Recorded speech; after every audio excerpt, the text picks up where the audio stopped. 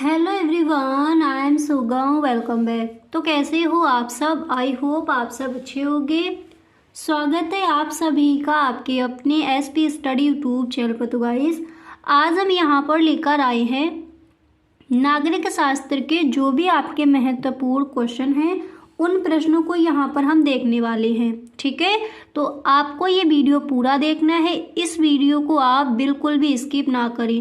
अगर सच में आपको नागरिक शास्त्र के पेपर में पूरे के पूरे नंबर लाने हैं तो आपको ये वीडियो एंड तक देखना होगा। ठीक है, देखिए इस वीडियो में जो आपके महत्वपूर्ण क्वेश्चन हैं उन प्रश्नों को यहाँ पर हम देखेंगे विद आंसर। ठीक है, साथ ही में आपको उसका उत्तर भी बताया जाएगा। ओके, तो चलिए शुरू करते हैं। और गाइस, अगर ये वीडियो आपको सच में पसंद आए तो please tell me in the comment box. और इसी तरह से किसी और सब्जेक्ट के भी आपको इम्पोर्टेंट क्वेश्चन चाहिए हो तो वो भी आप हमें ज़रूर बताएं। ठीक है, तो यहाँ पर हम देखेंगे नागरिक शास्त्र के कुछ महत्वपूर्ण प्रश्न। तो चलिए शुरू करते हैं। तो यहाँ पर देख लीजिए, जो पहला प्रश्न है क्या दिया गया है। फर्स्ट क्वेश्चन हमें यहाँ पर मिला है कि 1978 ईस्वी में चीन द्वारा मुक्त द्वार की नीति का परिचय दीजिए। ठीक है, प्रश्न हमें इस तरह से दिया गया है कि 1978 ईस्वी में चीन द्वारा मुक्त द्वार की नीति का परिचय दीजिए। तो देखिए इसका आंसर क्या हो जाएगा, फटाफट से समझ लीजिए। तो देखिए आप इस तरह से लिखोगे कि 1978 ईस्वी के दिसंबर में देंग सियाओपिंग ने ओपन डोर यानी मुक्त द्वार, ठीक है, ओपन डोर यानी मुक्त द्वार की नीति चलाई। इसके बाद आपको लिखना है कि इसके बाद से चीन ने अद्भुत प्रगति की और अगले सालों में एक बड़ी आर्थिक ताकत के रूप में उभरा। ठीक है, फिर देखिए इतना लिखने के बाद फिर यहाँ पर आप इस तरह से लिखोगे कि यह तस्वीर चीन में विकास की तेजी से बदलती प्रवृत्तियों का पता देती है। तो क्वेश्चन हमारा क्या था, अगर देखिए गए जैसे आपको स्क्रीनशॉट लेना है साथ ही साथ तो वो भी यहाँ पर आप ले सकते हो। ओके, तो हमारा जो प्रश्न है वो क्या दिया गया था। क्वेश्चन हमें मिला था कि 1978 ईस्वी में चीन द्वारा मुक्त द्वार की नीति का परिचय दीजिए। तो इस तरह से हम लिखेंगे कि 1978 ईस्वी के दिसंबर में देंग सियाओपिंग ने ओपन डोर यानी मुक्त द्वार की नीति चलाई। इसके बाद से चीन ने अद्भुत प्रगति की और अगले सालों में एक बड़े आर्थिक ताकत के रूप में उभरा। इसके बाद आप लिखोगे कि यह तस्वीर चीन में विकास की तेजी से बदलती प्रवृत्तियों का पता देती है। ठीक है, तो जो आपका प्रश्न था इसका जो आंसर है वो आप इस तरह से लिख कर आओगे। समझ आ गया। अब देखिए इसी तरह से जो हमारा नेक्स्ट क्वेश्चन है, तो सेकंड क्वेश्चन क्या दिया गया फटाफट से उसको भी पढ़ लेते हैं। तो देख लीजिए यहाँ पर सेकंड क्वेश्चन हमें मिला है कि विदेश नीति के लक्ष्यों का वर्णन कीजिए। तो विदेश नीति के जो लक्ष्य हैं वो कौन कौन से हैं उनका हमें यहाँ पर वर्णन करना है। तो देखिए किस तरह से करना है। तो देखिए इसका आंसर क्या हो जाएगा, आपको इस तरह से लिखना है कि विदेश नीति के मुख्यतः दो लक्ष्य हैं। विदेश नीति के लक्ष्यों का वर्णन कीजिए। तो सबसे पहले आप इस तरह से लिखोगे कि विदेश नीति के मुख्यतः दो लक्ष्य हैं। कौन कौन से, राष्ट्रीय हित। इसके बाद दूसरा क्या है उसको हम बाद में देखेंगे। तो पहले ये समझ लीजिए जो राष्ट्रीय हित है वो क्या है। ठीक है, तो विदेश नीति के कौन कौन से लक्ष्य हैं, दो लक्ष्य हैं। पहला क्या है, राष्ट्रीय हित। तो राष्ट्रीय हित क्या है, देखिए राष्ट्रीय हितों में आर्थिक क्षेत्र में राष्ट्रीय विकास, राजनीतिक क्षेत्र में राष्ट्रीय सुरक्षा आदि का विशेष ध्यान रखना पड़ता है। ठीक है, तो विदेश नीति के लक्ष्यों का वर्णन कीजिए। तो विदेश नीति के मुख्यतः दो लक्ष्य होते हैं। कौन कौन से, पहला होता है राष्ट्रीय हित। हेडिंग डालने के बाद फिर इसमें आप इस तरह से लिखोगे कि राष्ट्रीय हितों में आर्थिक क्षेत्र में राष्ट्रीय विकास, राजनीतिक क्षेत्र में राष्ट्रीय सुरक्षा आदि का विशेष ध्यान रखना पड़ता है। ठीक है, अब इसके बाद जो सेकंड है वो क्या दिया गया है उसको भी देख लीजिए। तो सेकंड यहाँ पर दिया गया है, देखिए नेक्स्ट आप यहाँ पर हेडिंग डालोगे विश्व समस्याओं के प्रति दृष्टिकोण। ठीक है, तो विश्व समस्याओं के प्रति दृष्टिकोण में आपको लिखना है कि इनमें प्रमुख रूप से विश्व शांति राज्यों का आर्थिक विकास, मानवाधिकार आदि शामिल है। तो फर्स्ट क्या था, राष्ट्रीय हित, एंड दूसरा हो जाएगा विश्व समस्याओं के प्रति दृष्टिकोण। और इसमें आपको लिखना क्या है, आप लिखोगे कि इनमें प्रमुख रूप से विश्व शांति राज्यों का आर्थिक विकास, मानवाधिकार शामिल है। ठीक है। अब इसी तरह से यहाँ पर आप देख सकती हो जो आपका नेक्स्ट क्वेश्चन है वो क्या है, और ये जो प्रश्न है very very most important question है। तो एकदम सही ढंग से आप इस प्रश्न के आंसर को तैयार कर लेंगे। तो क्वेश्चन हमें क्या मिला है, क्वेश्चन नंबर जो 3 है तो वो दिया गया है कि शीत युद्ध क्या है। ठीक है, शीत युद्ध क्या है वो आपको बताना है। तो देखिए इस तरह से आप लिख कर आओगे कि शीत युद्ध हथियार विहीन युद्ध है। शीत युद्ध क्या है, शीत युद्ध हथियार विहीन युद्ध है।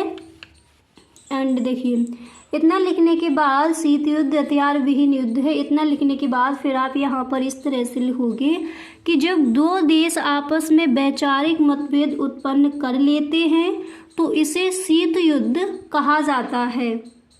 ठीक है, किस तरह से लिखना है कि शीत युद्ध हथियार विहीन युद्ध है जब दो देश आपस में वैचारिक मतभेद उत्पन्न कर लेते हैं तो इसे शीत युद्ध कहा जाता है। इसके बाद आप लिखोगे कि भारत ने सदैव शीत युद्ध की निंदा की तथा अंतर्राष्ट्रीय शांति, सुरक्षा व सहयोग का समर्थन किया। इसके बाद आप लिखोगे कि धीरे धीरे इस नीति के, देखिए धीरे धीरे इस नीति के, फिर आपको इस तरह से लिखना है, देखिए आप इस तरह से लिखोगे कि धीरे धीरे इस नीति के निहितार्थ स्पष्ट हुए। इस युद्ध में सीमा पर जवानों को गोली चलानी पड़ती, बल्कि इसमें दो देशों के बीच आपसी खींचातानी संचार के माध्यम से होता है। ठीक है, तो उसे कहते हैं हम शीत युद्ध। अच्छे से समझ आ गया शीत युद्ध हम किसे कहेंगे। अगर यहाँ पर आपको जैसे इसका स्क्रीनशॉट लेना है, आप साथ ही साथ नहीं लिख रहे हो तो इसका यहाँ पर आप स्क्रीनशॉट भी ले सकती हो। ठीक है, इसके बाद देखिए जो अगला प्रश्न क्या है उसको भी पढ़ लेते हैं। तो देखिए जो नेक्स्ट प्रश्न है यहाँ पर, देखिए जो नेक्स्ट प्रश्न है वो क्या है यहाँ पर पढ़ लीजिए। तो जो अगला प्रश्न है आप देख सकते हो कि पंचशील संधि के 5 सिद्धांत कौन कौन से हैं। ठीक है, पंचशील संधि के 5 जो सिद्धांत हैं वो कौन कौन से हैं वो आपको बतानी है। तो सबसे पहले क्या करना है, देखिए आप किसी भी प्रश्न का आंसर लिखो तो आप हेडिंग डाल के ही लिखोगे। अगर बोर्ड एग्जाम में आपका क्वेश्चन आस्क किया जाता है, ये जैसे मान लीजिए ये प्रश्न आपका आस्क किया गया कि पंचशील संधि के 5 सिद्धांत लिखो, तो सबसे पहले आप यहाँ पर एक हेडिंग डालोगे, बीच में पंचशील संधि के 5 सिद्धांत, उसके बाद पॉइंट बाय पॉइंट आपको लिख देना है। ठीक है, आप लिखोगे, पहला यहाँ पर लिखोगे कि एक दूसरे की संप्रभुता व प्रादेशिक अखंडता का आदर करना। ठीक है, फर्स्ट आपको ये लिखना है। अब इसके बाद सेकंड में आप क्या लिखोगे उसको भी देखते हैं। देखिए तो फर्स्ट आपने क्या देखा, एक दूसरे की संप्रभुता व प्रादेशिक अखंडता का आदर करना। अब इसके बाद यहाँ पर देखिए सेकंड आपको लिखना है कि आक्रमण ना करना।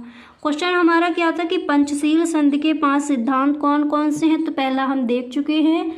दूसरा लिखेंगे आक्रमण ना करना। इसके बाद थर्ड नंबर पर हमें लिखना है कि एक दूसरे के घरेलू मामलों में हस्तक्षेप ना करना। इसके बाद देखिए नेक्स्ट यहाँ पर आप लिखोगे, देखिए इसके बाद अगला यहाँ पर आपको क्या लिखना है उसको समझ लीजिए। तो नेक्स्ट आपको लिखना है कि समानता और परस्पर लाभ। ठीक है, एंड इसके बाद आप लिखोगे शांतिपूर्ण से अस्तित्व। ओके, तो यहाँ पर 5 सिद्धांत पूछे गए थे तो आप इस तरह से लिख कर आओगे।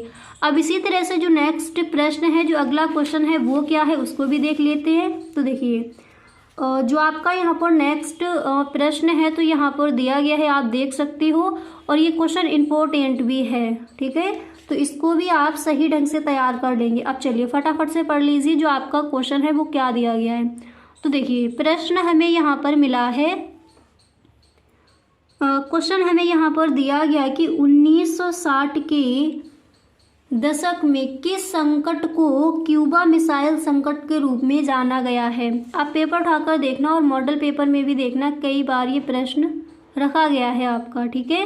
तो क्वेश्चन क्या था, 1960 के दशक में किस संकट को क्यूबा मिसाइल संकट के रूप में जाना गया है। तो देखिए इस तरह से आप इस प्रश्न का आंसर लिखोगे कि क्यूबा में सोवियत संघ द्वारा परमाणु हथियार तैनात करने की भनक अमेरिकियों को 3 हफ्ते बाद लगी, ठीक है। सबसे पहले आप इस तरह से लिखोगे कि क्यूबा में सोवियत संघ द्वारा परमाणु हथियार तैनात करने की भनक अमेरिकियों को 3 हफ्ते बाद लगी। ओके, इतना लिखने के बाद फिर आपको इस तरह से यहाँ पर लिखना है। देखिए इसके बाद आप इस तरह से लिखोगे कि अमेरिकी राष्ट्रपति जॉन एफ कैनेडी और उनके सलाहकार ऐसा कुछ भी करने से हिचकिचा रहे थे, ठीक है। एंड देखिए इतना लिखने के बाद फिर आप लिखोगे जिससे दोनों देशों के बीच परमाणु युद्ध शुरू हो जाए, लेकिन वे इस बात को लेकर दृढ़ थे, देखिए लेकिन वो इस बात को लेकर दृढ़ थे। इसके बाद आपको लिखना है कि मुझे क्यूबा से मिसाइलों और परमाणु हथियारों को हटा ले।